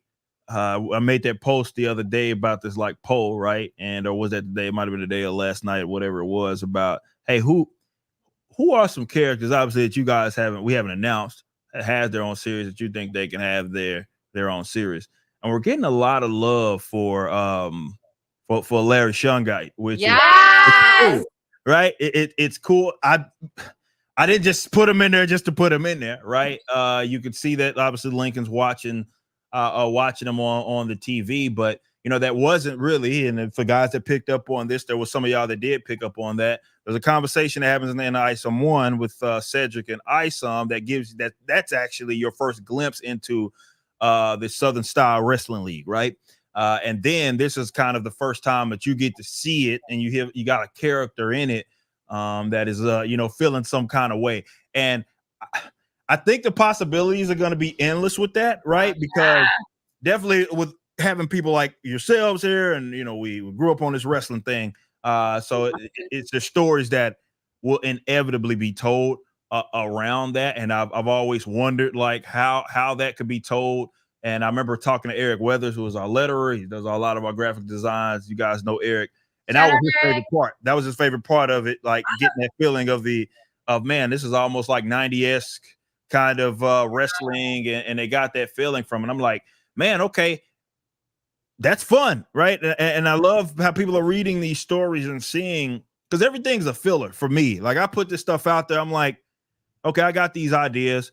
And some I'm more sure about than others, right? That's the fun part of being a writer. You're going to have people that there's one thing that you do that people are going to almost unanimously like. There may be something that's a little more niche. So when introducing like a character like a Larry, it's almost similar to Gooding plays obviously a bigger role in the story itself, where it's like, I don't know how people are going to feel about it. Like I have an idea, and no, I'm not going to purposely go create a shit character. I would never do that. But you never know. You never know what you guys know better as good as I do, right? You never know. And people like respond to like a Gooding like the way they did, and even seeing like some of these other characters are getting some love, like a Larry Shungite. When I saw that poll, I'm like, okay, in my mind, I had already been thinking about some stuff to do with Larry and the SWL as well. But that's got to be one of the more fun parts about being in this company, man, and writing and being at least somewhat in charge of the creative stuff, is just seeing all these folks want more of it, and I get to go to their beat, right? I get to say, okay, the people have demanded that this is what they want, so I get to do that. We're not kind of shackled, like you mentioned your experience in working with the big dogs, and sometimes you can't name it, you can't even fucking mention a character. And whereas to here, we're like, okay, you want more of that? Okay, we'll figure out how to make that organically happen and make that make sense. So, you know, big shout out to all of you guys that that responded to that poll. I guess I can ask why the SOSKAS, why I know they kind of mentioned it, but I can ask the SOSKAS while you guys are here, what are some of, if not just one, character that has been introduced so far that everybody knows about that you think could either carry their own series or at least be expanded upon in a more like individual kind of manner? Other than the pigeon? Traitor. No, other than- just you watch. I feel remember those Tangled Web series that Peter Parker Spider-Man had? That would be like the pigeon. Like it just lands somewhere in a weirdo story would drop. It just gives you a beat, just like a little piece. Actually, you're right. That is a good idea. I like Lillian Renashi and Michael Ooh. Cocker. Oh, I love them both. yeah. I love Lillian's vibe, and I love if you don't have the document cards, you saw them sitting together in ISOM 1, but they're not together. They're working together, but working they're together, not a couple. Together. Right. Yeah. And that I'm really interested by their dynamic, and they have a little bit of paprika in their relationship. So I'm very interested to see what brought them together, why they work together, what their stories are, where they started separately. I also want to know all about their powers. I want so much more. I know that they're hinting at being powerful, and anytime a character doesn't come out and just kick ass, they're so strong. They're just like, yeah. They're like, don't worry about it. I got this. Yeah. And for them to be in Darren's club, they got to be top shit if they're just like chilling there with Mr. Badass. Yeah. And they want to get a lot of power, it seems, right? Like, so why are they in Floor Spark? What brought them there? Is it something to do with the events of ISOM 2, which seems like brought a lot of people to town, ISOM 2. A lot of people were interested after what happened in ISOM 2 to come to Floor Spark. Yeah, most definitely. And that's cool. Both of those characters, we have a lot of plans for here. We kind of, again, we teased them. You got to see a brief. It was a couple pages, wasn't that long. Got to see them just at least talk. And if you got the cards, you got to learn even some more perspective on them. So to see Michael and Lillian get some love, that's pretty fucking cool, because we got plans obviously here with those characters. If they got a card, you can best believe that there's plans. So I can't wait to tell those stories. But that's cool. It's like there's so many stories to be told with all these characters, and they have their own. I just love that they're all. I mean, it's easy to say. I guess that's what makes a character, but they all they're different. Like they're unique, I guess is more of a term that I should use, is that they have a different beat. So inevitably, as our roster, if you will, grows with the characters it is that we have, I think you're gonna have there's gonna be those like myself was with Marvel and DC, where there was a point in time where I was basically, outside of maybe a few books, I was buying fucking everything that was coming out that fucking week. Right? I got so many fucking books. And then there's going to be those that maybe gravitate towards a couple of characters. And the fun part about this and the uniqueness of all these characters that it is that we have is that there's going to be so much room for really any type of character, right? You got some like some horror kind of even fantasy elements with Bloodruth, right? With her introduction. So you got some of that in there. Maybe people gravitate towards that, a little. You get a lot more street with a character like Isom. You're gonna get a different beat with a character like Yaira as well. And then you have this techno in a character like Gooding, which is a completely different beat, right? And I do believe that we're going to have something for everybody eventually. If not already, I think eventually you're going to have if you're one of those guys, every month, every other month, I'm just kind of, this is my character, groups of characters, I love them, and there'll be something for you, for every type of fan, for every type of comic book fan. And that to me is what comics are about. And I'm glad that we're going to be able to provide that for them. We have Aron Faye also became a member. Shout out. Also says make the pigeon a running joke character hitting in comics. So okay, we can see that. We can see something like that happening, because guys seem to care a lot about. I don't even know how you care a lot about that. I care a lot about that damn pigeon. Which I mean, big shout out to all of y'all for that. And I did see some people in the chat mentioning, yes, we are almost at 955,000 in total sales. So appreciate you all. If you have not got there already, be sure to click that link that's on the pinned comment. You can get everything there if you need it. Go to ripverse.com, go watch the full animation that we have. Latest production for Riververse Studios. Again, this is a story that you're going to love. Chuck Dixon knows what the fuck he's doing. Yeah. He's reputable. You know that he knows what he's doing, but I promise you guys are gonna love the absolute shit out of this story. What the fuck? I mean, look, I'll tell you what. If I knew that I was just about to say that. If I knew that I could make some fucking money off of this shit, you goddamn right I'd do it. I wouldn't even fucking hesitate to be completely honest. If I knew that there was money to be made in doing that shit, 100%, I would fucking do it. I Riververse brand fucking everything. You fucking name it. Based on the character. So if I could make that financially make sense, fuck it. We'll see what happens. But yeah, we'll be seeing what can happen. But okay, I think that was the last one. All right, guys. With that being said, so SOSKAS, I'm gonna let you guys end on that note. Like, what else it is that you guys are working on? We know that you're not NDA'd on. Maybe you can kind of allude to some stuff for sure, because obviously we got you around, and we're gonna have you doing as many stories as you guys can handle. But what else are you guys kind of working on these days?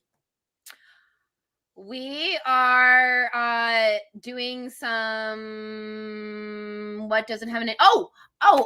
We got signed onto a TV show. We're adapting a New York Times best-selling novel series, which is very in the vein of Buffy. We're huge Buffy fans. I can't tell you which horror creatures it's involving, but it has a really cool team, and I think you guys are really going to love it. It's a mix between like Buffy and Sex and the City with a big monster vibe to it. Yeah, I will say we're working in the Rippaverse doing stuff. Yes. And I will say that I'm very happy doing this stuff for the Rippaverse. It's not just because you're sitting here, boss. This is a dream come true. When I was little with Sylvie, we used to make up the stories between the comic books for the X-Men. Yeah. And ever since I was 5, I thought I would just be seen for my natural comic book talent and just taken and kept. You'd be like, you're like an encyclopedia. Here you go. I am proud that my last project at Marvel was Black Widow and what we did and said in it. And, it was right before Disney took over the books. So fans just take that, go in there and be like, oh, wow. They launched relaunched Black Widow like 3 times to try to get our stink off of her. You couldn't. You couldn't. I love that the fans say it's the last great Marvel story ever. Yeah. So that was a huge thing for us. Yeah. So we're NDA'd, but guys, save this stream. Remember what was said, because there was stuff we wanted to tell you, but we couldn't. But I hope on that poll you have Silverback as a character. Oh my God. Let us write him. We have ideas. Shout out. Yeah. Yeah. We should connect on that one. Yeah. And I also think Norfolka should be so high on that list. But boss, you got to come out with like a Norfolka album. Once we start doing Norfolk stories, we got to do it right. We have to absolutely do it right. They are fucking metal, and I know that's right up my alley. So we'll I got plans. Let's just say that I do have plans. I do have plans for Norfolk, for sure. But no, seriously, it's great to have you guys here. Again, you and Chuck, you guys and Chuck have been just so vital to the growth of this company, and myself as a creative, being able to shadow you all as well, and be able to bounce ideas off of you. This has been godsend for me. It's helping me grow as a creative, and I appreciate each and every single one of you guys. Feeling is mutual, boss. Yeah, you're a godsend. Mutual. You're helping us work through so much trauma that I've had in the past. I remember even as I started working with Marcos the first time designing characters, I was so like apologetic. He's like, "No, I'll do anything you want." Wait, that's how he is. This is a very different speed from what I'm used to, and I just can't thank you enough. Like. I will be here till the very end, and my ghost will haunt the Rippaverse. And fans in the chat, thank you. I know we go in there all the time. That makes our whole day. We always put the streams on in the background while we're working. So guys, thank you for being so nice, and don't be shy. Talk to us. We're everywhere. Yeah, you can reach out to us, and I had a little store with our stuff that you used to get, but you can reach out to me directly if you want some of our single issues of Black Widow, our Kill Crazy Nymphos Attack comic. I don't know if you've read it, but we wrote it with Daniel Way. And well, some certain comedy you can't print in America. It was so let's just say, NC-17, and the Chinese government almost took it from us by accident. but it's a good book. It's a good book. It's a good book. It was printed in the night in Thailand because it was still illegal what we printed, but it's a good book. It was not politically correct even by like 2010 standards. So let's just enjoy that book if you want. We got a few copies left, but I just want to say thank you also to you, boss, and to the crew, thank you and guys. to the fans. We love being part of this community. We wake up and think about like Yaira ideas, and we're like, oh, you know what we should do? We're just pitching ideas, and we have to be like, not yet, not yet. She won't do that yet, but you know, we're thinking about like things we can't talk about. Absolutely. No, again, I appreciate y'all so much. And, you know, we got a lot of stories to tell, and to be, you know, we're just getting started with the company itself. We are absolutely just getting started. So it's going to be a fun time. I'm going to fly through these last two. AK's Laboratory with a fire. Eric says, hey, Eric, since your universe deals with different realms, would a potential crossover with a different IP be out of the question? Like, I don't want to say completely, but it's not one of those things that I would lean towards just because of kind of how we set things up. I mean, saying never, I don't want to say never say no, that's what they say, but I mean, fuck, I lean towards maybe not so much just because I want to make sure everything it is that we're publishing is like really happened. It's not like a dream sequence. That would be the only way I guess I could pull that off, maybe in some dream sequence or something. Because I know that people have some ideas and they love, hey, what if ICE teamed up with and those comics are often very popular, and we probably can make a lot of money, but we got to be careful with trends with stuff like that. So it's hard to say. AJH Productions with a 5 said discover the SOSKAS through Evil 2. Y'all have any fun stories from working on the movie with Kane, aka Glenn Jacobs? Shout out my libertarian brethren. Shout out. Shout out. Glenn Kane Jacobs is the nicest human being who's ever existed. He's a good man. Hilarious. When we were making See No Evil 2, he was actually getting his license to be an insurance broker at the same time. So he would be there with his glasses, dressed up to murder teenagers, and he'd be studying, and then go over and I'd be like, hey, Glenn, I need you to kill teenagers. He'd be like, oh, okay. And he'd put it on and he'd go and he'd take care of it. There's one scene, spoiler alert, where we have a Snow White scene where his character was killed in the first movie, and we have a character that she's obsessed with serial killers, and she finds them very sexy, so she kisses his dead body.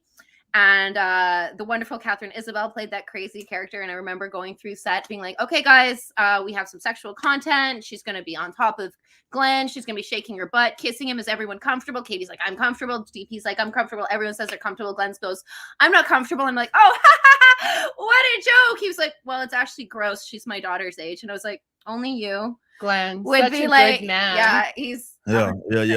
I will also say there's a scene where somebody gets it and they get a bone saw up through their body. Spoiler alert. And there's this huge autopsy slab that gets tipped over during it.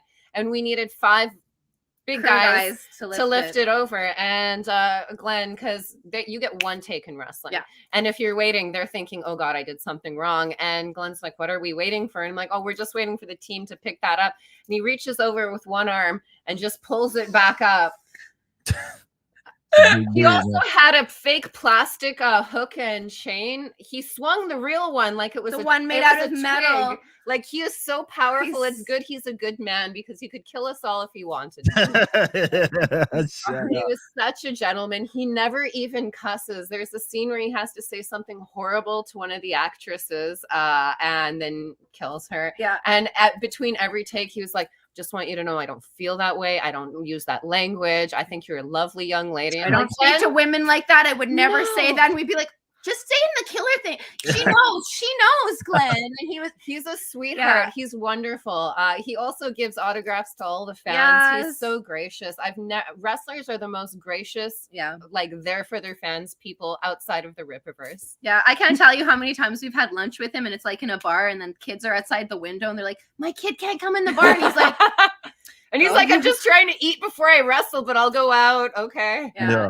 Total king. Yeah, he's a gentleman. He's a sweetheart. And he's a mayor now. Yeah, he's a mayor. He is absolutely doing some good work there as well. Again, just it's just ironic that a wrestler that I've obviously enjoyed a lot coming up just happens to be on the same side as where I'm at politically. That's fucking awesome. But shout out Glenn, man. Great question. This last one, very excited for the future. If you haven't already said, what is the age rated for Yaira? Like, will my 10-year-old niece be traumatized? I'll tell you what. And they can answer that as well. There is something that happens that is fucking brutal. There's a thing. Yeah. There's a thing that's in there that you're gonna know your kid as good as anybody else. Yeah. It's not. I've said too much. It's just something happens, right? Something happens that's pretty brutal. Let's just say that. Yeah. When I was 10, I would have read it, but I'm a horrible judge. Yeah. And but also I don't think it'll be frightening because I think you're so on Yaira's side. Yeah. I agree. And you almost, sometimes you watch a movie and somebody does something and you're like, oh, but you're so on their side. You're not mad at the thing. You're you're really happy it happened. You're like, good. Yeah. Good. I'm happy she did that. So there. Yeah. I think also Yaira is like a young person reading it will look at Yaira the way I looked at Storm or Rogue growing up. I see that. Absolutely. Yes. 100%. Yeah. She's an adult woman. Yeah. She's doing adult woman stuff and she's very strong. And Yaira does make it very obvious to stay the fuck out of her way. Yeah. And if you're not smart enough to take that advice, stuff happens. Yeah. Stuff just happens. But I in a weird way, I do think Yaira is actually a really good role model because she's also very intelligent, very self-disciplined, very confident. She never fakes that she's weaker than she is. Yeah. And she also invites like criticism and proves people wrong about her constantly because she's beautiful and you feel like you can't be beautiful in anything else. If your niece could handle Sam Raimi's Spider-Man 1 with the scary Green Goblin stuff, this book's fine. There you go. It's fine. 100%. Yeah, there is some language, but you remember when it was all the little symbols? Yeah, all the little like. Yeah, we did that. That's the stuff. Yeah. And there's some action. Yeah. There's some action. It is. Yeah, I would say read it first, depending on because a lot of the times kids are watching if your kid's watching Walking Dead, if they're watching shit like that, you're gonna be fine. Exactly. If they've seen a Tarantino movie, no problem. Yeah. They're fine. But I don't think it's scarier than Spider-Man in the 90s. No. No, and it's not worse than like X-Men back, like when they were fighting the dire wraiths and stuff like that. Like if you could handle Chris Claremont, you can handle Yaira. Yeah. That's a good vibe. That's a good. I would say that too. Yeah. Absolutely. So appreciate that. And unfactual facts, SOSKAS sisters are iconic. How did he inspire? Roger Waters, iconic. How did he inspire you? Is what unfactual facts. I don't know why that's a weird name. I guess he's asking that of you guys. I don't know Roger Waters. I'm a John Waters kind of girl. Yeah, I was hoping it was John Waters. I was like, I love him. There you go. And in the stream and give Andrew a break. Exactly. Jokingly. Nobody says enough. Says too much. I know we're always kind of treading on thin ice there, and he's keeping everybody in line. But that's awesome. Okay, guys. This has been a fun stream. We're gonna make sure we have SOSKAS here more often here now that I'm not having to be cooped up in the warehouse all the time. So I get to do stuff like that this go around. So I appreciate y'all joining me. Seriously, thank you, boss. This is always fun. This is always fun. Fans, we're gonna do this more. Yes, absolutely. Yaira winter is coming. We're in fucking Alphacore autumn. We're so close. Yeah, right there, right around the corner. But again, guys, if you have not checked it out, you go to riververse.com. You also can, it's in the description. It's a pinned comment if you're watching this live. Go pre-order Alphacore. Next month, in a few weeks, actually, we are going to start with fulfillment. So people are going to be able to get the books in hand. It's going to be a very, very exciting time. I do appreciate each and every one of you guys joining us today. Later tonight, actually, in a fucking hour and a half, I think I'll be on Tuesday night's main event. I'll be doing that over on Geeks and Gamers stream. You can check us out. there. But this has been fun. This has been wonderful. Again, I thank the SOSKAS for joining me yet again on our stream. Go support Alphacore if you have not already. We are going to get out of here. And until next time, y'all be easy. Peace out, everybody.